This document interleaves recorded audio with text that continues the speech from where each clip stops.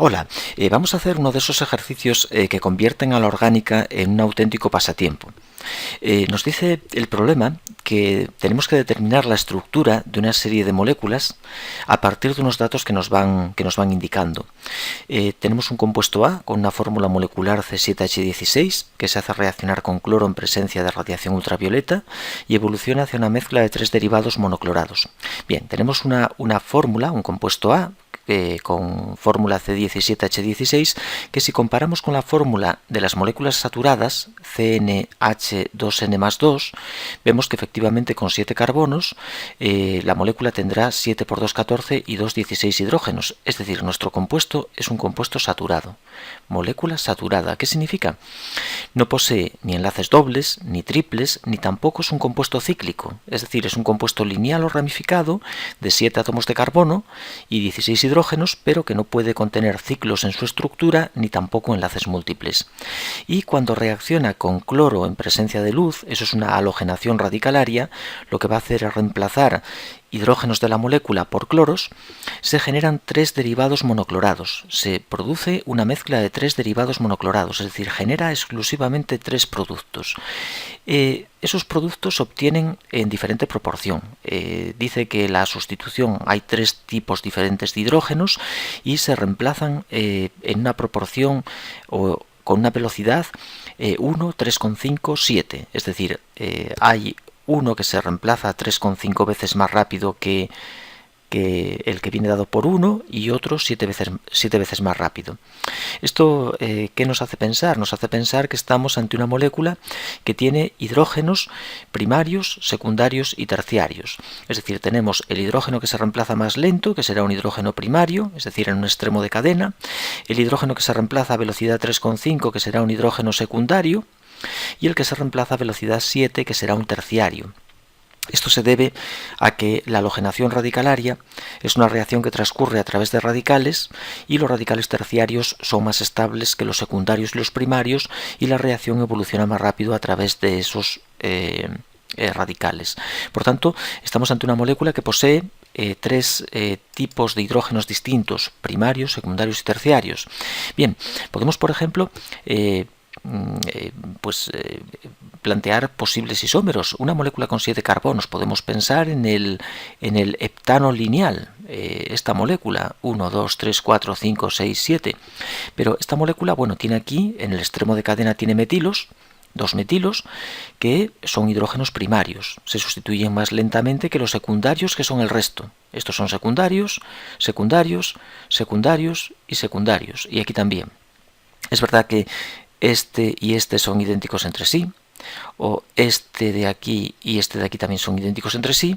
Este sería diferente, es decir que acaba dando 4 productos distintos: halogenación en el extremo, en el carbono 1, 2, 3, halogenación en el extremo, o sea, en el carbono 1, en el 2, en el 3 y en el 4. Da 4 productos y por tanto no es nuestra molécula. Además solo presenta carbonos primarios y secundarios. Necesitamos una molécula que tenga carbonos primarios, secundarios y terciarios. Vamos por tanto a poner una cadena con un carbono menos. Vamos a poner una cadena de 6 átomos de carbono y vamos a colocar en alguna posición un metilo para tener un carbono terciario. Por ejemplo, aquí. Este carbono terciario tiene un hidrógeno que es terciario. Se reemplazaría a una velocidad de 7 por cloro y generaría ahí un producto. Pero después tenemos, en esta posición tenemos hidrógenos secundarios. Aquí tenemos un hidrógeno secundario, aquí también tenemos un secundario distinto, aquí un secundario distinto a los anteriores y después primarios también diferentes, lo que nos da un montón de productos y no solamente 3, sino muchos más. Pero sí contamos con un hidrógeno terciario, secundario, primario. ¿Cómo conseguimos que la molécula tenga, cuando se halogene, dé solamente 3 productos? Tenemos que buscar una molécula que tenga simetría. Vamos a poner, por ejemplo, vamos a dibujar una molécula con 5 carbonos de cadena lineal, de cadena principal, 1, 2, 3, 4, 5, es decir, un heptano. Y vamos a colocar 2 metilos de ramificaciones para tener carbonos terciarios. Y los vamos a colocar en posiciones que sean simétricas. Es decir, que permitan que la molécula tenga simetría, un plano de simetría que pasa por aquí por el medio de ella. Y eso hace que la mitad hacia un lado y hacia el otro sea equivalente, sea igual. Por tanto, esto hará, por ejemplo, que este hidrógeno que señalo aquí, voy a dibujarlo por ejemplo en verde, este hidrógeno terciario que señalo en verde y este hidrógeno terciario que señalo en verde son idénticos y por tanto cuando se halogenan generan un único producto terciario, que se obtendrá en gran cantidad porque los hidrógenos terciarios como estos se reemplazan a velocidad 7. Además tendré, lo voy a dibujar por ejemplo en azul, aquí un hidrógeno secundario. Este es un secundario que se reemplazará a velocidad 3,5 y nos dará otro producto. Por tanto tenemos dos productos.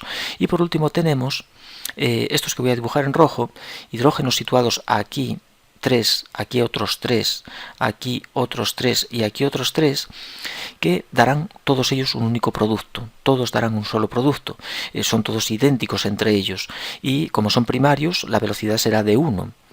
Esto hace que esta molécula cuando se halogene con cloro nos va a producir tres productos. Vamos a dibujarlos, vamos a pintar los tres productos que se van a obtener. Vamos a obtener producto de halogenación en la posición terciaria, da igual que halogenemos aquí con el cloro que del lado izquierdo, que es el mismo producto. Vamos a dibujar el otro de los productos obtenidos, que es la halogenación en la posición secundaria.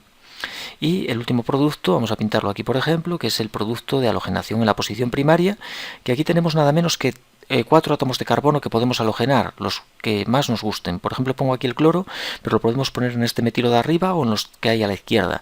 Eso es indistinto. Por tanto, obtenemos 3 productos. Ahora me interesa, dice que se separan por destilación y el isómero que se forma en mayor proporción y el que se forma en menor proporción se dejan de lado y solo se trabaja con el formado en proporción intermedia.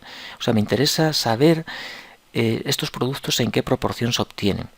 Evidentemente, la proporción de productos va a depender de dos cosas: del número de hidrógenos que hay para reemplazar por halógenos y de estos números que aparecen aquí, que nos dan la velocidad con la que se reemplazan esos hidrógenos. Por tanto, por ejemplo, los verdes son 2. Hay 2 hidrógenos verdes y esos hidrógenos verdes se reemplazan a velocidad 7. Como son 2, la velocidad sería, la proporción de producto obtenida es el producto de ambos. 7 por 2, 14. Está relacionado con un factor de 14. 2 hidrógenos verdes por 7, que es la velocidad con la que se reemplazan, da una proporción de producto de este producto que está relacionada con un factor 14. 7 por 2, 14. Sin embargo, por ejemplo, si nos fijamos en los hidrógenos azules, hay 2 hidrógenos azules. He dibujado solo uno de ellos, pero hay 2 aquí, 2 hidrógenos azules. 2. Y se reemplazan a una velocidad de 3,5. 3,5 por 2 son 7. Por tanto, es una velocidad mucho menor. Es decir, este producto se obtiene más cantidad que este de aquí. Este se obtiene en menor cantidad. Factor de 14, factor de 7. ¿Y qué pasa con los que reaccionan más lentamente, los primarios? Pues ¿cuántos primarios hay? 3, 6, 9, 12. Hay 12 primarios. 12 por el factor 1, 12. Por tanto, ¿eso qué significa? Que tenemos como producto mayoritario este es el mayoritario, por ese factor 14 que he comentado. 7 por 2 hidrógenos verdes que hay. Es el producto que se obtiene en mayor cantidad, mayoritario. Después irá este de aquí. Este será el producto que se obtendrá. Este será el minoritario. Este es el minoritario, porque el factor son 2 hidrógenos azules por un factor de 3,5, 7. Y este es el que se obtiene de modo intermedio. Es el intermedio, el producto con proporción intermedia, porque tenemos 12 hidrógenos rojos, 3, 6, 9, 12, por el factor 1, un factor de 12, 14, 7 y 12. Por tanto, mayoritario, minoritario, intermedio. Nos quedamos con este producto. Voy a borrar un poco este jaleo. Parece que esa molécula podría encajar con lo que el ejercicio nos dice. A lo mejor no, a lo mejor tenemos que borrar todo, está todo mal planteado, pero quién sabe, vamos a ir probando. Esta es la molécula que posiblemente nos indique el problema como producto intermedio resultante de proporción intermedia resultante de la halogenación radicalaria de un alcano de fórmula C7H16, que va a ser este alcano quitándole el cloro. Es este alcano, es el 1,2,3,4,2,4 dimetilpentano. Esta molécula, C7H16, 2,4 dimetilpentano. Y el producto intermedio de proporción intermedia, este aloalcano que tenemos aquí. Ahora este producto se hace reaccionar con sosa. Lo hacemos reaccionar con NaOH sin calentar y se va a producir una SN2 que nos va a reemplazar el cloro por 1H. Nos reemplaza el cloro por 1H. Y después ese alcohol formado de fórmula, que es el producto C, este va a ser el producto C, se trata con fosfórico y experimenta una reacción E1 generando un alqueno. Esta molécula la vamos a calentar con fosfórico, con un ácido H3PO4, y vamos a producir la deshidratación del alcohol. Cuando deshidratamos un alcohol se obtiene un alqueno. Va a ser un alqueno terminal, en el extremo de la cadena. Eso es lo que significa lo de GEM. Y es alqueno D, y ese alqueno D lo vamos a romper con ozono. La molécula D se va a romper mediante ozonólisis y se va a romper en dos fragmentos. Uno ácido fórmico. Bueno, no es del todo correcto. Eso es si hacemos una ozonólisis oxidativa, si oxidamos, pero si es una ozonólisis seguida de reducción, con zinc en acético, por ejemplo, que es el reductor habitual, nos dará metanal. Es decir, que creo que ahí habla de una ozonólisis oxidativa. Así que si tratamos primero con ozono la molécula y después en vez de zinc en acético pues sería por ejemplo agua oxigenada, rompe por aquí la molécula y este CH2 se convertiría en ácido fórmico. Sí, ahí eso se convierte en ácido fórmico y nos dará aquí una acetona más el ácido fórmico más el HCOOH, y esta acetona es la molécula que dice que es una metilcetona, y efectivamente nos queda aquí un metilo de cadena. Es una acetona con un metilo de cadena, un metilo y un isobutilo de cadenas, y esa acetona se hace reaccionar con sosa, produciéndose una autoadición nucleófila. Está hablando de una condensación aldólica. Cuando esta molécula la tratamos con hidróxido sódico, con NaOH acuoso, se va a formar un enolato por pérdida del hidrógeno alfa. Ese enolato va a atacar a las otras moléculas de cetona que hay en el medio y se produce la condensación. Se va a producir la condensación de la cetona, de una molécula de cetona con otra que le va a atacar. Y bueno, esto nos va a dar un aldol. No voy a dibujar el mecanismo, pero consiste en unir este carbono alfa de una cetona al carbono carbonilo de otra. El carbono carbonilo de la primera molécula sería este, y aquí le voy a intentar unir el carbono alfa de otra. A ver si lo consigo. Vamos a dibujar así el carbono alfa. Aquí tiene el carbonilo y por aquí la cadena con el isobutilo. No, perdón, aquí. Vaya, ya he pintado un carbono de más. Bueno, esto hay que hacerlo tranquilamente en casa. Vamos haciendo la condensación aldólica, miramos la teoría de la condensación aldólica e intentamos condensar ambas moléculas. 1, 2, 3, 4, 5, 6. Me he comido un carbono.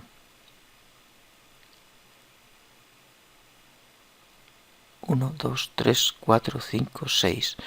No, perdón, tiene 6. Vale, está bien. Y ahora dice que en un paso posterior volvemos a añadir fosfórico. El compuesto resultante de la condensación, que es un cetol, es el compuesto F, se trata tiene un centro quiral, bueno, más bien tiene dos, es el carbono este y este de aquí, se trata con fosfórico y vuelve a deshidratar. El H3PO4 lo vuelve a deshidratar y te da un alfa-beta insaturado. La deshidratación del aldol va a formar un doble enlace entre el carbono del OH y el carbono alfa. 1, 2, 3, eso.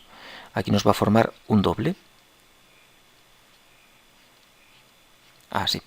Y esta molécula, por fin, compuesto G, se vuelve a tratar con ozono, rompe por aquí, y cada carbono del doble une a un carbonilo, obteniéndose de nuevo la metilcetona E, la que tenemos aquí de partida en este paso. Esta metilcetona que tenemos aquí se vuelve a generar, que es el fragmento de la izquierda con respecto al doble. Rompemos con ozono y unimos aquí a este carbono un carbonilo, a este otro carbonilo, y esta parte izquierda es el compuesto E de nuevo. Y por tanto hemos determinado pues todas las moléculas de las que nos habla el ejercicio.